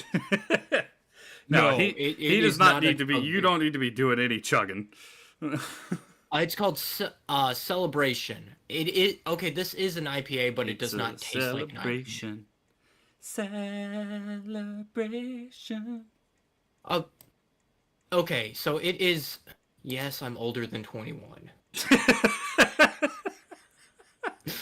If I had a webcam on, you wouldn't even ask that question. ADHD moment. Oh boy. It's citrus and pine. That's interesting. I mean, I'll try it, but you know and they me, added I'm like, caramel. do you want to get thin? Do you want to look like me? Stock image of a strong dude on screen. Then buy it. Strong boy brand gummy. Yeah, absolutely, dude. Well, and that's I noticed it because I had only ever been at my gym in high school when we did football and at the Y, which is the YMCA. Those are the only two gyms I went to when I was younger. I go to another gym now, and dealing with the people at the gym, where it's like the people who work there, it's like, hey man, I had a question. I had a shoulder injury. I'm trying to recover from it. I was having a little bit of pain with this movement. Do you think you could help me out with that? Oh yeah, if you just sign up for our 30-minute training session, we can help you. No. I didn't want to sign up for a training session, you jackass. I asked a question. Answer it. Like, yeah. Oh my gosh, it's so frustrating with the way they treat you like you're a freaking moron. Like, yeah. Yes, that is true, group. And see, that's everybody has their own struggle when it comes to fitness. Mine personally is I have a genetic condition that makes my joints weaker. So I have to work out to keep my joints from just dislocating, which is a fun prospect, but as a result, I hit a point and I'm like, okay, if I were to do one more set, I'd probably tear something. I'd probably dislocate something. So I have to stop. And I have to treat the way I do things in the gym way differently than a lot of other people would. Because one wrong move and I'm injured. Bad. Really, really bad. I don't necessarily have the same struggle with weight. I haven't. It's possible in the future I might as I get older, because your metabolism slows down as you get older. So maybe I will have that struggle. But personally, that's not been an issue for me. I got up to 225 when I was off of work and dealing with my injury. And as soon as I got back into the gym, within a month, I was back down to 205, which is kind of the weight that I've set as like my healthy weight for most of my life. So weight loss has not been my issue. I've had the issue with injuries. Like I could list out all my injuries. There's a lot of them. And usually I start listing them and people progressively get more and more concerned. Currently working on mitigating a knee weakness from a ligament replacement a couple years ago. Oh, have you? So I also have had problems with my knees due to my condition. I've dislocated both my knees, but that's part of the issue of the condition. But have you tried walking back? Have you done walking backwards on a treadmill? Like keeping it at a really low speed and you really focus on the movement of your knees as you're walking backwards? Because that has immensely helped my knee pain and strengthened my knees, and I don't have to wear my knee brace nearly as often since I've started doing that.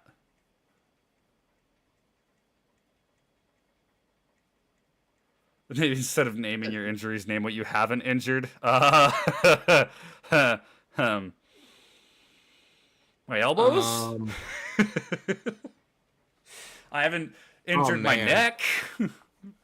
I haven't injured my neck, so I'm good there. I haven't injured my left shoulder. Man. Yeah, that's about it. I've broken a pinky. I've broken my wrist. Torn and dislocated my right shoulder 3 times. I've injured my back. That was from football. I tore a ligament in my ankle. I've dislocated both my knees multiple times. Although only one bad dislocation. I have to clarify this because I can right now dislocate my finger just on command. Just pop it right out. I can do the same. Like I'll be pulling a pallet at work and my wrists will just dislocate. We're going to get to the other topics today. We covered pretty much everything but the gaming journalism. We haven't touched on the gaming journalism. We did kind of get off topic with the fitness. Yeah, gaming journalism sucks because no one knows what they're writing about anymore. Well, okay. So I put down gaming journalism for one very specific reason. Main problem right now is backwards bending, not being able to properly hold my weight, which gives issues with wanting to get back to skiing. Ah, okay. That's good, because knees are a rough thing to deal with. Eli can tell you about that. Oh yeah, both of my knees are pretty jacked up right now. How are they doing, by the way, with your little vacation you've been on? Dude, I have done nothing on this vacation. That doesn't surprise me. Well, actually, I have done quite a bit. I've done so. I built an entire 40K army in one day. But well, that's sitting, at a desk doing something. That's not like getting up and running around. I want to point out I built 1,000 points of Imperial Guard. Very nice. Which is like 60-something models. By the time it took Jesse to build 5 models. Oh, gosh. It's vacation, you don't need to do anything? Yeah, exactly. Well, and since both of his knees were shot. Hey, do you want to come do a Yeah. leg workout with me tomorrow? I, listen, man. I also just got all my stuff for joint repair. All my medicine for joint repair. Oh, so you can finally smoke. You Yeah. got to repair those joints. Sorry, that's quite possibly one of the dumbest jokes I've ever made. No, it's not. You know that. Oh yeah, I know full well. I love whenever Um, I make drug references or drug humor because it's so clear that I've never done drugs in my life. Smoking that straight ganja. Who's got the wacky tobacco?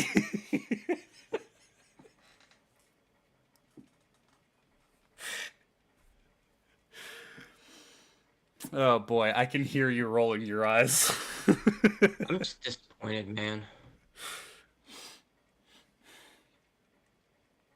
Oh boy. But no, the with the gaming journalism, the reason I wrote it down is because there's, of course, it's IGN. Hilarious article. There's a game that just came out called Stellar Blade, where it's a, Bayonetta, Near Automata kind of game, and you it's a female protagonist. Well, the IGN article criticizes the design for the female character, while praising Bayonetta and Nier Automata for Bayonetta and 2B, criticizes this game's main protagonist as a what was the wording of it? It was like a sexist depiction by a man who's never seen a woman, or a sexualized depiction by a man who's never seen a woman. It's the creator of the game's wife. Not only did she stand in the little 360 camera to model herself, she modeled the character after taking the pictures of herself. She That's made kinda it. funny. And this gaming journal,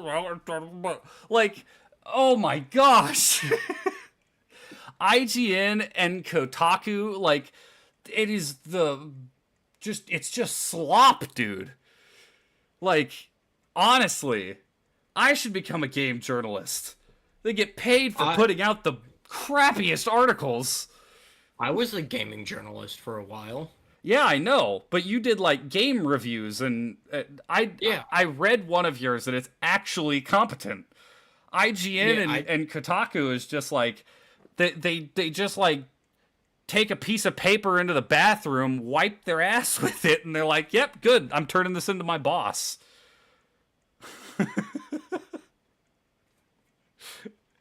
It is good grief.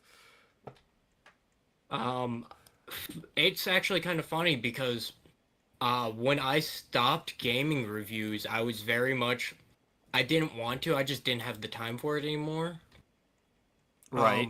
But it was like, man, I kind of miss doing this because it gave me a reason to play video games again.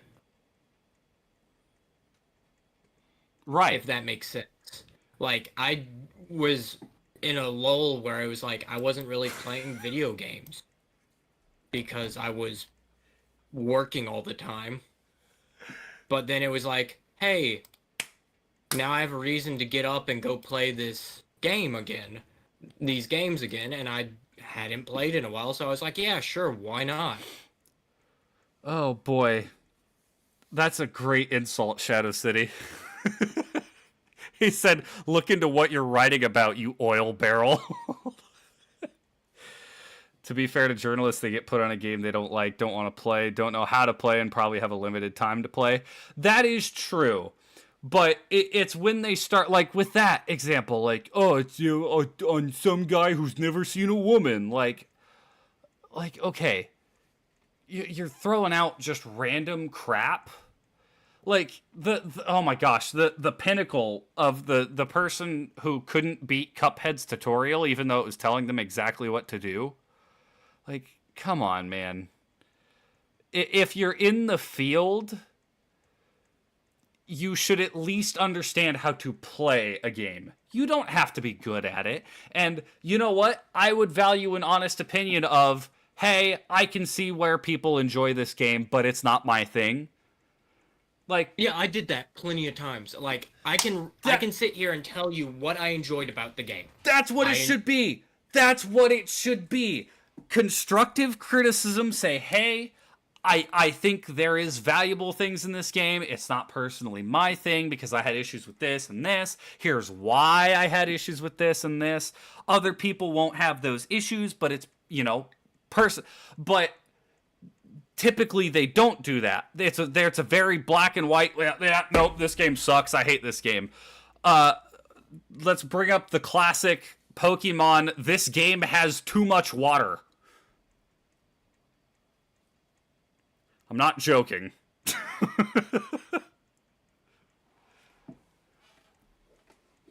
See, and that is true to an extent. They have to throw out these articles that people will pick up because it's like, oh, this is dumb. How could somebody be this stupid? Because that gets clicks. Yeah. It's like putting out some like garbage opinion is going to get you a lot more clicks and a lot more money. Like being controversial. It's why figures like Andrew Tate have any audience at all. Andrew Tate says, oh, women are terrible. And people are like, oh, he sucks. And he gets attention from that. It's it's the classic any press is good press. Yeah, which I will say this. That is very true. Any press is good press, except when you're, like, making people's lives hell. Yes. That's when it's like, come on, guys. We should be better than this. Yeah, like, once you're hitting the point of, like, criminal offenses and stuff of that, like, 7-game journalist with a combined IQ of 8 to try and take on Dark Souls. See, you know what? I really think that maybe that's what you should do with your channel a little bit. Do like your old game reviews, but in just video form. Like make a short 10-minute video. Hey, I played this game. Here's the things I loved about it. Here's the things I didn't like about it. Here's where I would put this game personally. I believe other people might enjoy it more, or this is my kind of game. This is exactly what I want out of a game. Like, I think you would do really good with that. Love watching Tate, but hate that he has an audience this big that takes him fully serious. Oh, yeah, absolutely. Well, and that's the thing. Hate watching gets some people... Like, why do you think Hassan has an audience? He's not entertaining in the way he thinks he is. It's absolutely hilarious to watch him just being a moron for...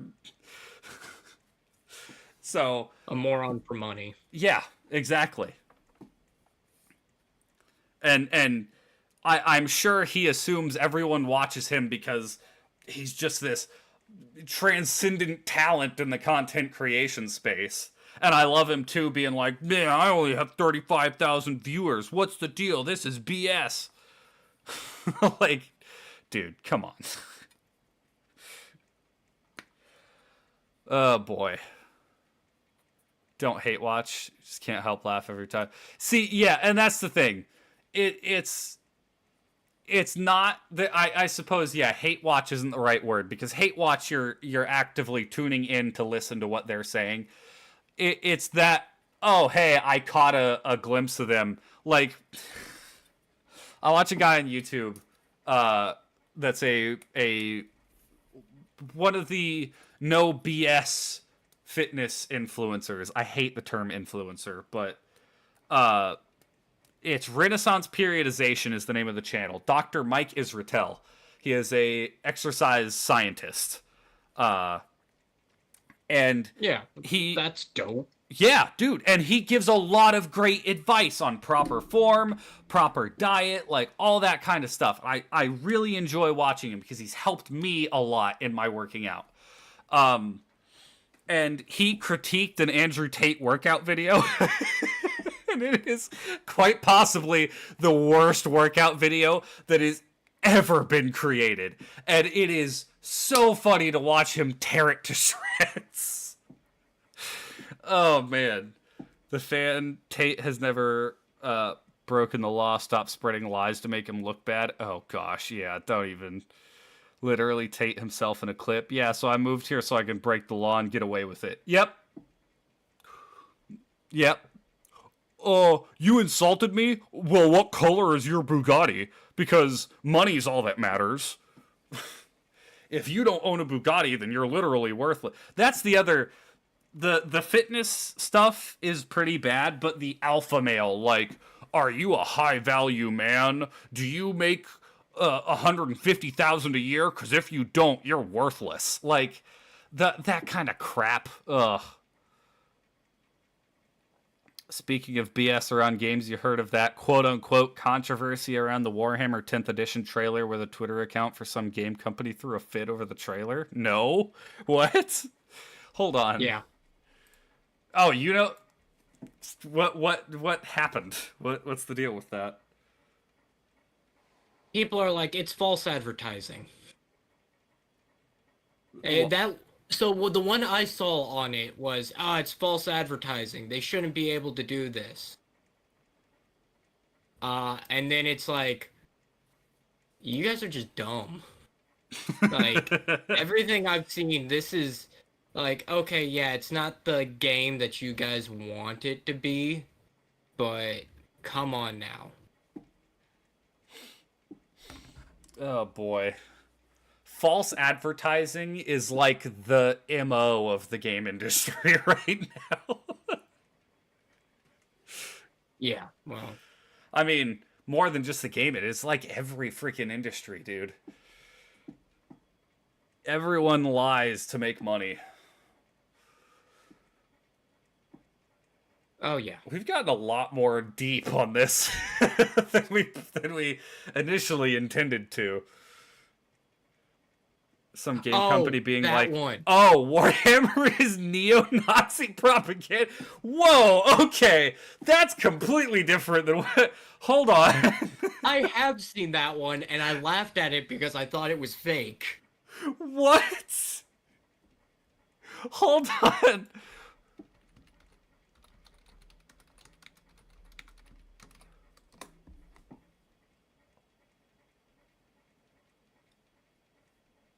Okay.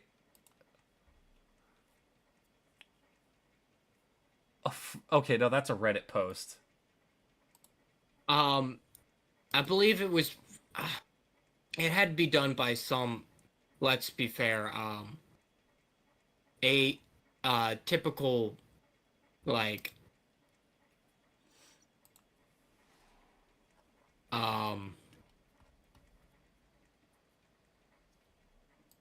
what's the word to use that isn't offensive?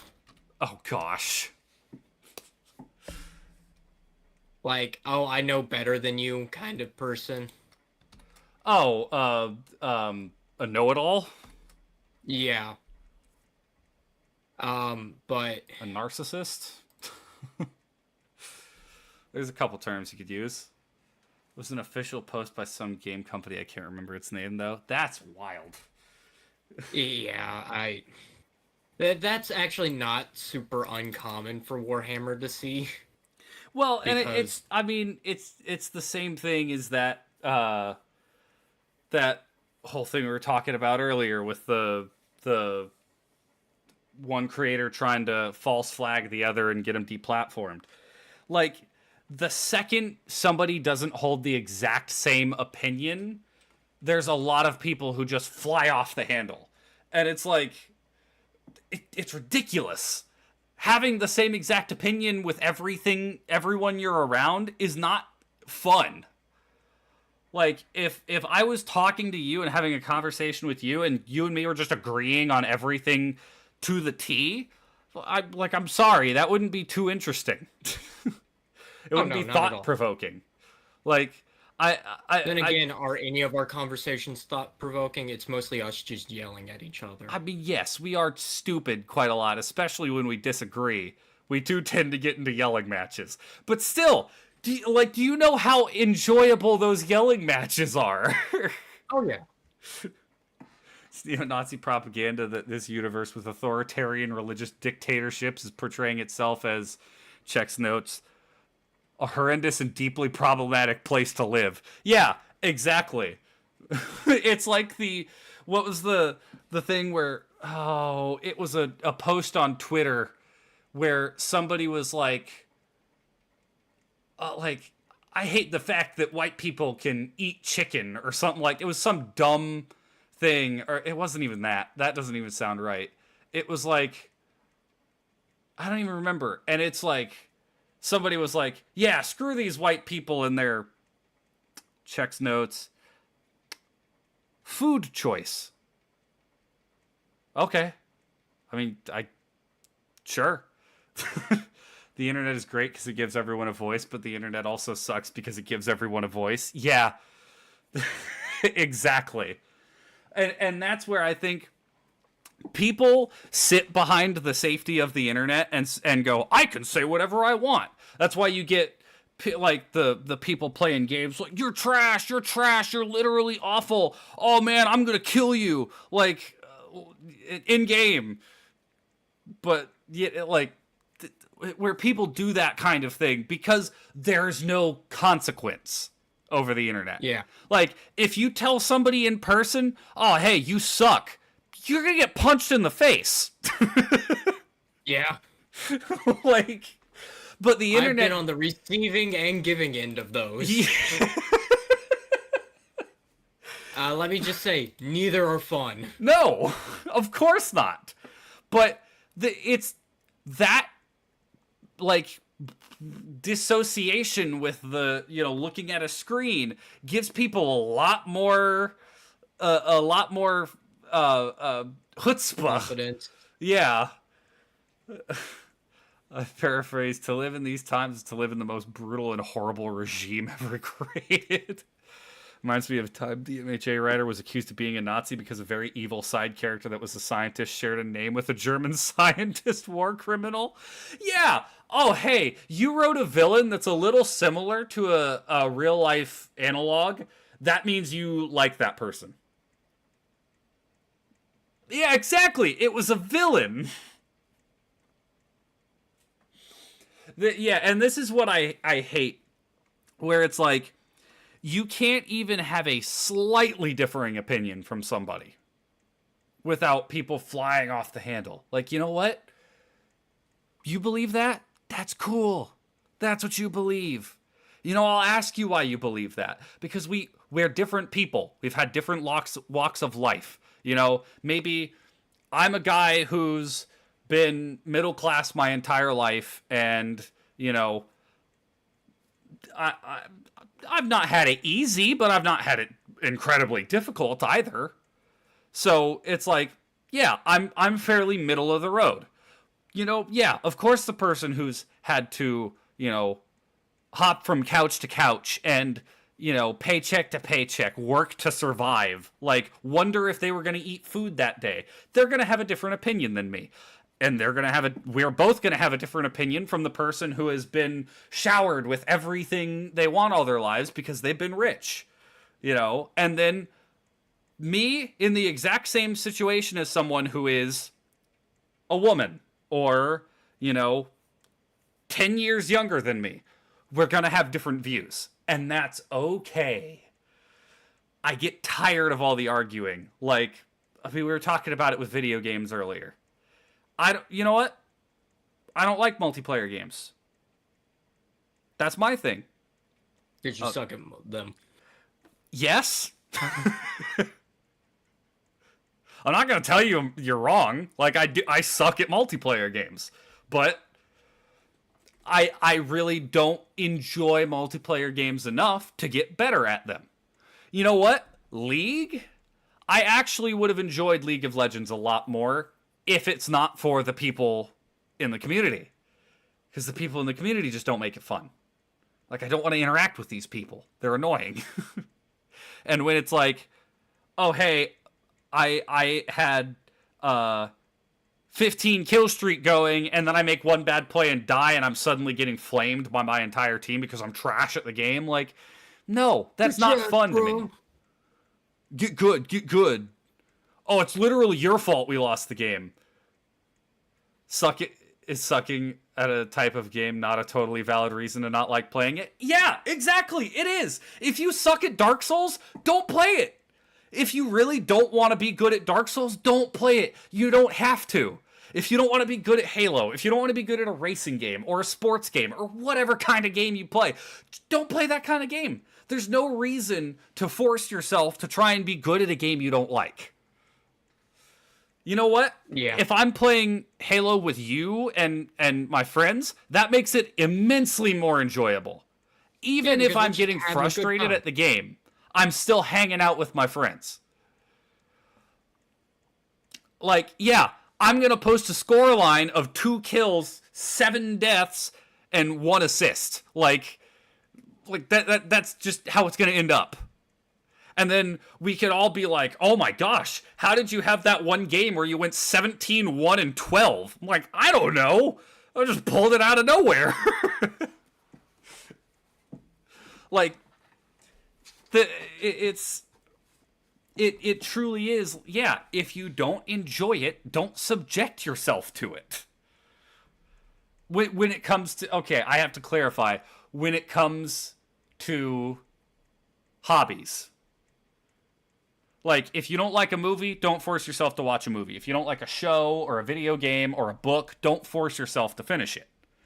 But, yeah, work and meaningful things are not always going to be enjoyable, and you just kind of have to push through it and fight your way through it to get to the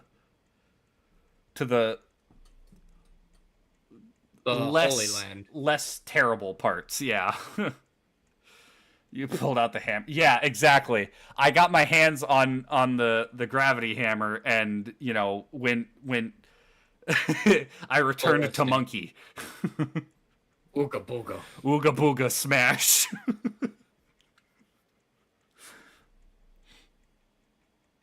Like, yeah, absolutely. And I mean, it's like, you know what? I play Pokemon, and I've had people be like, you play Pokemon? Isn't that a kid's game? Yeah. Still fun. You know? Like, so why do I care? Oh, you're wearing a pink shirt? Yeah. And? Okay. So many people would have so much better life if they were able to say yeah and when somebody criticized or insulted them. Like, oh man, your shirt looks ugly. Okay. Yeah, and it's my shirt. It's not yours. Cool. Thanks for the compliment. I'll take it, dude. And you know what? That being said, that also doesn't mean just like let people walk over you or something like that. Because I'll tell you, one of my biggest pet peeves is when a customer walks up to me and is like, "Hey, bud. Hey, boss." Like, don't call me that.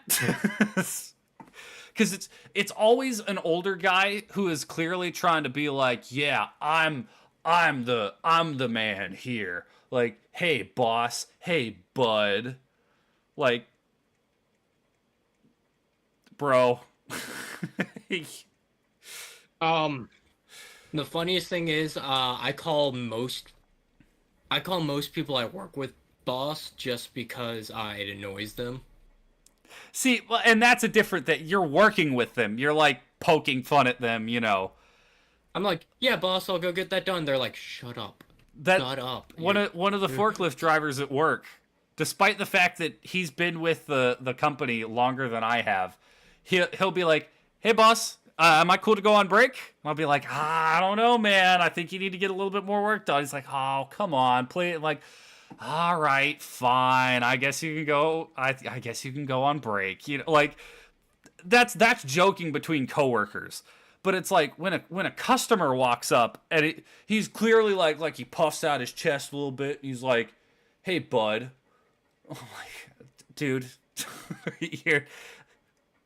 you're just making yourself look like an a-hole. Honestly, you it's people getting mad at me over this stuff always makes me laugh. Even IRL, I've laughed at people's faces for being stupidly angry. I have too. I like, honestly, people get angry about the dumbest things, and you know what? It's cool to be angry here and there. Like, I'll get my anger when it's like, somebody said this boss is 10 out of 10 and I don't agree. I'll be like, but it's not, like, you know what? That kind of anger, like, I'll use an example of one of the YouTubers I watch. Game Grumps. When Aaron from Game Grumps flies off the handle at a game and starts, you know, spouting whatever insane stuff he says when he gets angry, it's like, you know what? That's funny. That's entertaining. That's not being directed at anybody. When you're like a customer at a store, I just had somebody do this to me yesterday. I don't like the way I was talked to over in this other department. And I would like to talk to a man. And he starts spouting off to me what this other person, you know, this supposed inconvenience somebody was saying to him. And oh, they were so rude. And his wife is like, honey, you don't need to talk to him about it. He doesn't have anything to do with it. And he kept ignoring his wife to tell me about the problem somebody else has. And I'm like, bro, I'm like so low down on the totem pole. Seriously. Go up front. There's a manager up there somewhere. You can talk to them. Like, and it's like, even though his wife was like, honey, seriously, leave him alone. That's being aggressively passionate or just fake angry. Yeah, exactly. It's like when you and me get in our arguments, Eli, I'm not actually like mad at you. No. It's not an anger thing. It's like yelling is the only way for us to get our point across right now.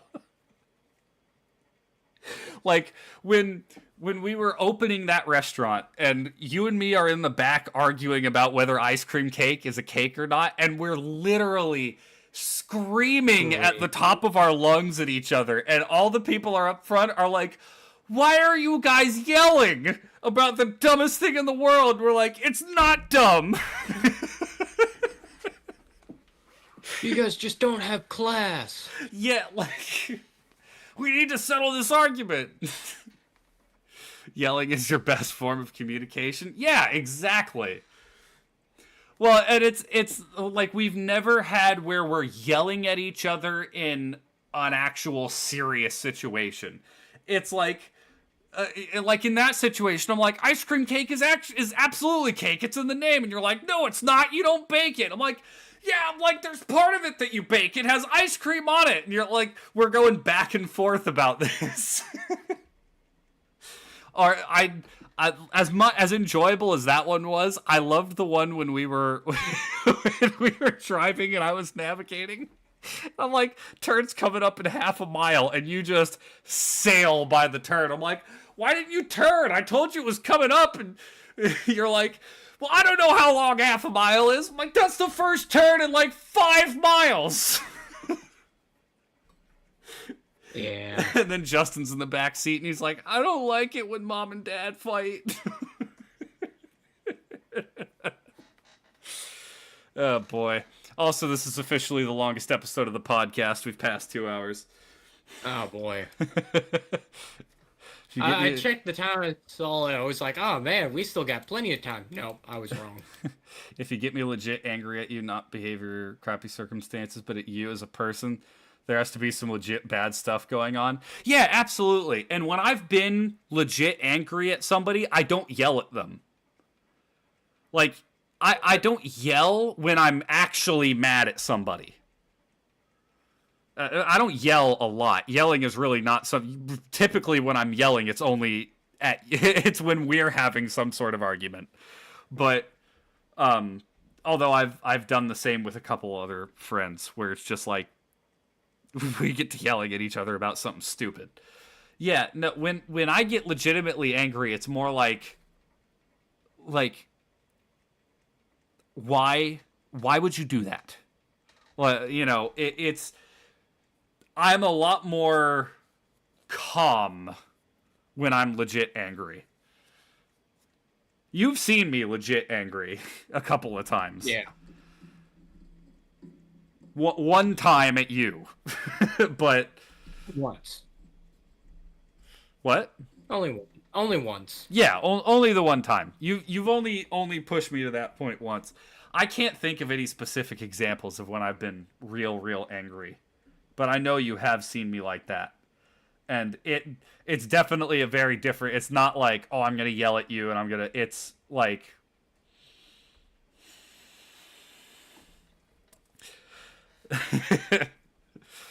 but anyways, yeah, we've gone on for quite a while on this one.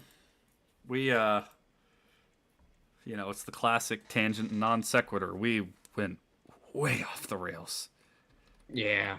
Well, when don't we go way off the rails? I mean, all the time.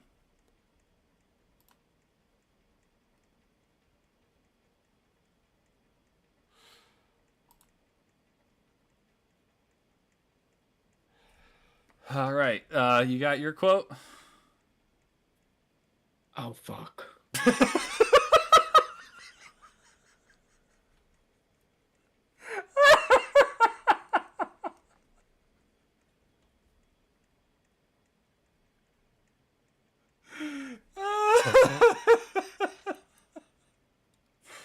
Oh, that's awesome. Oh, boy. It's a long one, so I'm sorry. Oh, go ahead. Of course you want me to go first. Oh, do you want me to go first? I got it. This is a Halo Wars 2 quote. Because I've been playing a lot of it. This is by Captain Cutter. We are just one ship, and an old one at that. But here we are, 30 years past what anyone could ask of us. Our war is gone, the lives we had were gone, and the worlds we knew have moved on. And now, all we may have left is those standing beside us and the duty that defines us. Battle after battle, fighting side by side together. Where you see a half a crew, Isabel, I see family, courage, and 1,000 heroes who swore to fight their way through hell before they'd ever turn their back and run. And where you see one old ship, I see home. That's pretty good. I've got a quote from Avatar that's not from Iroh. Oh, is it from Zuko? No. I have to clarify it's not from Iroh because 90% of the quotes people quote from Avatar are from Iroh because that man spits nothing but facts. No, it's from Toph. I don't care what I look like. I'm not looking for anyone's approval. I know who I am.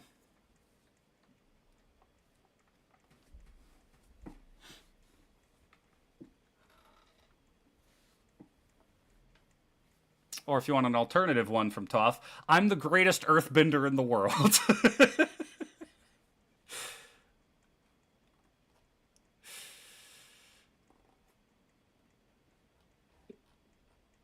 All right. So I think that's about all for this episode. That's about all as we've blown by our previous record.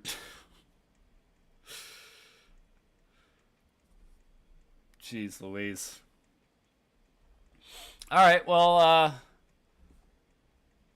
you have one, but you don't know the translation exactly? Oh, I'm actually interested to hear this.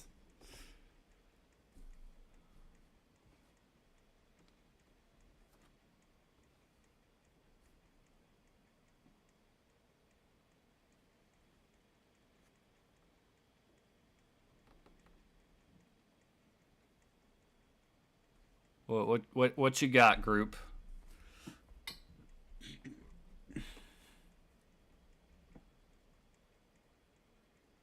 I don't call you buddy because I like the word. Zeke, Infamous 2. Oh, you played the game in Dutch way back when. You want to post a quote, but it's really long. Hey, post it in the Discord.